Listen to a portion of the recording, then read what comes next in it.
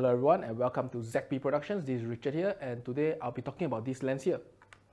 This is the GF110 F2 lens for the Fujifilm GFX series of medium format cameras.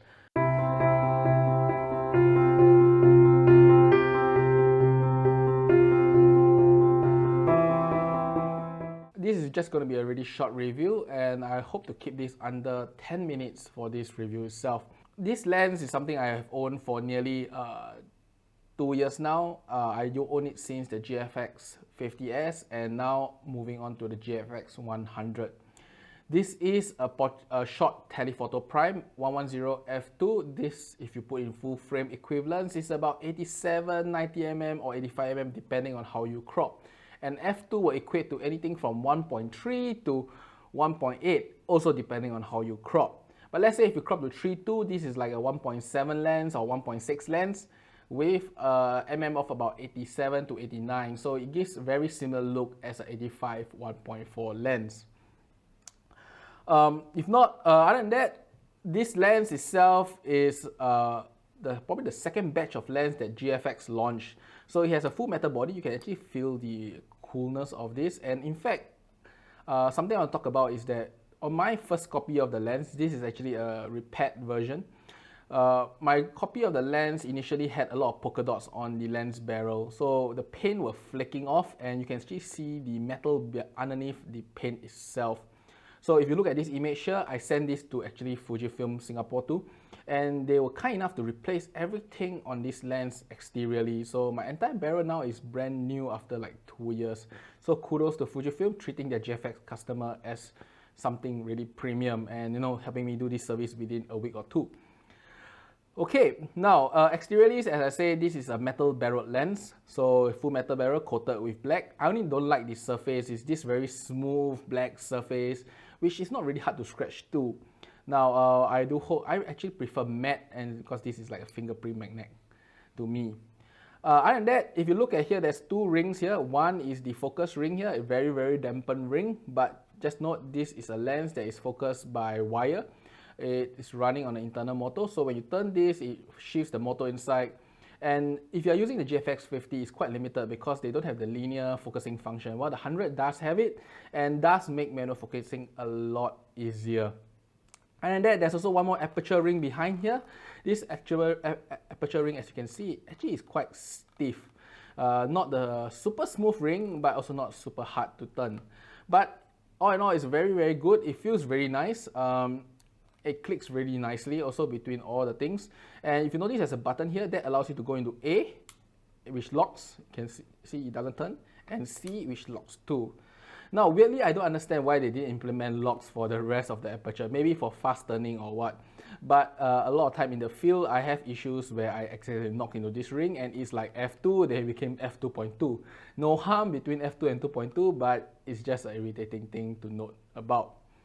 Okay, that is pretty much for the exterior of this lens, and that is a lot of glass, as you can see, tons of glass for a medium format lens. So, so the next thing I'm going to move on is autofocus. Now, if you look at this video here, the autofocus of this lens is okay because this is actually a GF lens rated for LM, which is linear motor. Linear motor is the same technology that Sony uses for their super teles and a lot of their newer primes. And it's supposed to be a really fast focusing technology. So Fujifilm has been using that for a long time, 2 to 3 years by now. However, this lens just doesn't feel that it's focusing really quick. Look at the video and you know that, it's shifting, yes, but not the quickest in the world. Maybe it's not the lens, maybe it's just the camera, so who knows. Maybe when Fujifilm launch a sports version and then we can really see its true performance. Other than that, good enough to track for slow moving objects, or for maybe walking subjects, or maybe a car that is really far away, but definitely not something that you want to track something that's running straight towards you. So that is pretty much for focusing itself. Now let's talk about the thing that I feel that makes this lens the best lens in the entire GFX series, which is its image quality. This is a photo shot in the studio at f11. This is my friend Akira. You can actually find her Instagram link below. Now, this shot is f11, so really it shows a lot of details and qualities of this lens and system in a studio setting. So straight away we zoom in on the eyes and you can see it shows almost every single detail you can see Look at the iris itself. You can see the contact. This is actually the contact she's wearing, and you can actually see every single dot on the contact itself, all the veins, her eyelashes, everything can be seen. It is really, really sharp, very, very clear.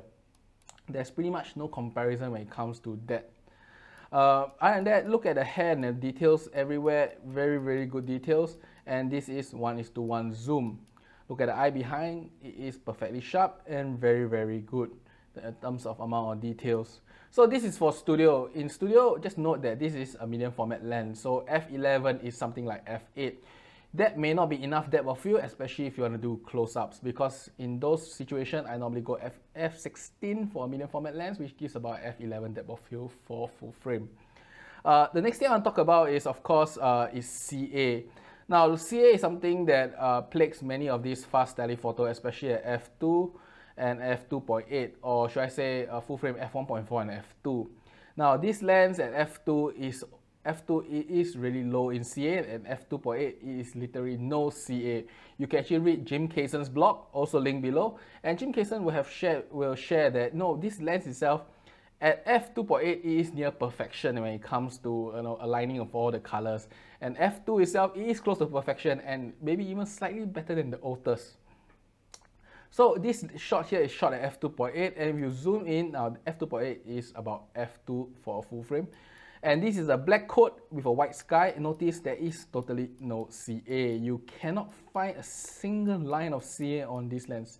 Yes, Fujifilm does correct their lens using some profile, but I have tried and I think this lens have totally no correction required for the purpose of its quality. Because when there's a correction, you can actually see this grayish, blackish line, which doesn't really exist for this lens. Perfect line itself. Now, if we look at another shot here, this is shot at the beach. This is my friend Ryuki. So if you have followed my previous video, you should know that I should cosplay a lot. So this is shot at the beach. So similarly, same thing, you will see that at f2.8 here, there is almost no CA. Look at the beach and her legs. Oh, sorry. Look at her back and the hair. You really cannot find any tinge of CA on the shots themselves. So this lens is as close as to perfection when it comes to CA control for lateral. Now we look at longitudinal CA. So this is my friend Kari Karen. If you look at the bars behind, which is a silver bar, very, very prone to any form of longitudinal CA, you notice that it doesn't have any tinge of color. This color that you see here is the glass, which is this very greenish thing. And if we were to shift across the entire frame and image, you really can't find even longitudinal CA. This shows how corrected this lens is, and this shot is shot at f2, so it's a f1.4 equivalent. Really, really perfect in terms of CA control. Now let's look at one last shot here. This shot is also done in the studio itself, and it's a stand-up shot. So the eyes for this shot itself is closer to what I say as a mid to edge of the frame, because it's a medium format 4:3 crop. So if you just zoom in itself, the eyes extremely sharp, even though it's like really close to the edge itself. I think really when it comes to quality, this 110 do not disappoint. In fact, I really cannot find any 85mm that outperforms it in terms of image quality. In fact, if you want to compare with the latest RF 85 1.2, I think in terms of sharpness, in terms of absolute control, it is probably slightly lower than this 110mm lens that GF has launched many years back. However, that lens have a 1.2, so there is some advantage to that. It has more bokeh. So if we look at one last shot here, so to show you really close to edge, let's go back to this shot again, close to edge performance. So the eyes on this shot itself, as you can see, is really close to the corner of the camera itself. Not the absolute sharpest, but definitely more than enough details than you ever need of a 110 lens, or should I say 85mm lens equivalent. Every single detail on the lashes, the skin texture, all can be seen, and really, I don't think you can actually find many wide aperture primes that have this sort of performance anywhere. Maybe one of the super telephotos like 200 f2.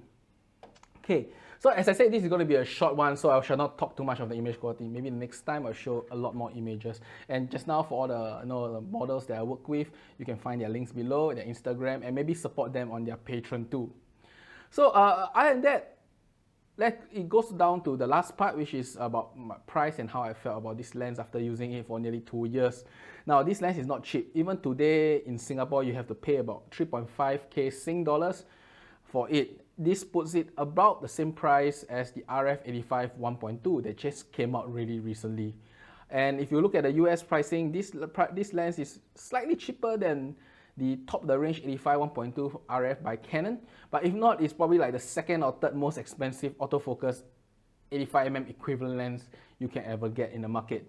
But just to note, this is a medium format lens, so it is not meant to use on a full frame.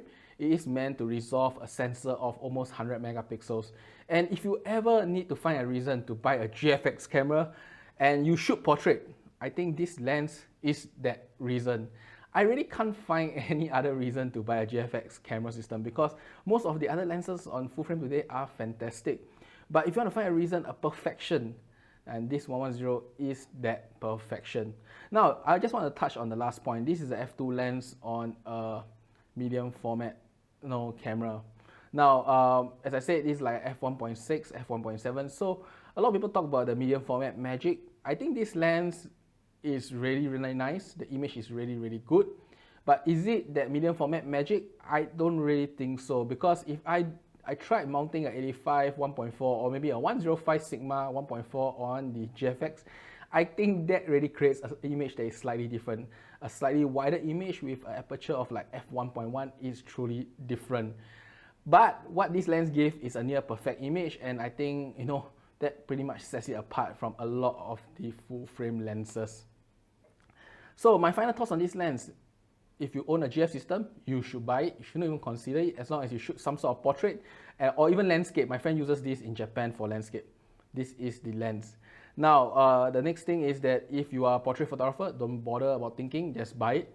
If you are looking for a reason to buy into a GF system, this is probably the reason. Rent one out, try it out, be blown away by its image quality. For that, this is pretty much it I have for today. Now, do look out for my previous video on the 250mm, also a very great lens for the GF system. And also look out for my RF85mm review on the Canon system. As I said, this is an initial review, and maybe after a few more months where I have more images to share on YouTube, maybe I'll do another full in-depth review, especially in terms of image quality, with comparison with this guy here, the latest and greatest 85mm you can get in the market today for a full frame camera. I hope you enjoy this, and see you next time.